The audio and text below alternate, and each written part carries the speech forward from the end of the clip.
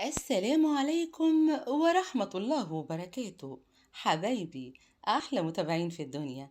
عملنا السمك قبل كده بأكتر من طريقة وبتتبيلة من الآخر. النهاردة بقى هنعمل الصيادية. يلا بينا نسمي الله ونبدأ مع بعض. في قلاية على النار هنزل ببصلاية متوسطة مقطعاها جوانح زي ما انتوا شايفين، وهبتدي أقلبها. الحقيقة أنا هغمق البصلاية بتاعتي شوية زي ما هتشوفوا معايا كده بالظبط. في الوقت ده بقى هنزل بمقدار معلقة كبيرة من الخل، هنزل بيها على البصل بتاعي وهقلب. ولا أسهل من كده، الوصفة بجد حلوة قوي وتستحق التجربة. بعد كده هنزل بمقدار معلقتين كبار من صلصة الطماطم وهنقلب. زي ما انتوا شايفين الخطوات سهلة جدا والنتيجة تحفة. الطعم طعم حكاية. دلوقتي بقى هنزل بفلفل رومي بارد وفلفل ألوان. أنا عاملة ميكس كده مقطعاها زي ما انتوا شايفين كده، يعني قطع صغيرة، وهنزل بيها زي ما انتوا شايفين. ولا أسهل من كده.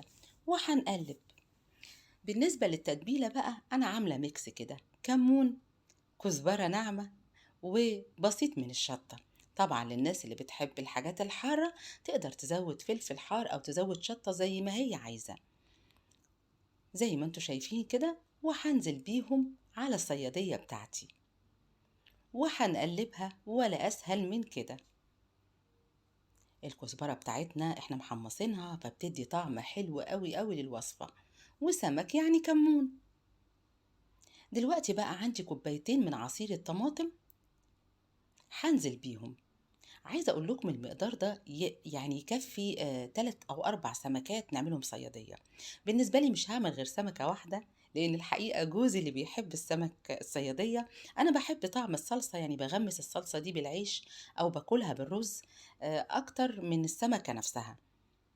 زي ما انتوا شايفين هنزل بقى بمعلقة من الملح. وكده الصيادية بتاعتنا خلصت. ولا أسهل من كده. 3 دقايق على النار وهننزلها. هستخدم الطاجن الفخار زي ما هتشوفوا معايا. هنزل بالسمكية بتاعتي وهبتدي اخد بقى من الصلصة بتاعتي او الصوص بتاعي ده واحطه عليها. بعد كده هدخلها الفرن على درجة حرارة 180.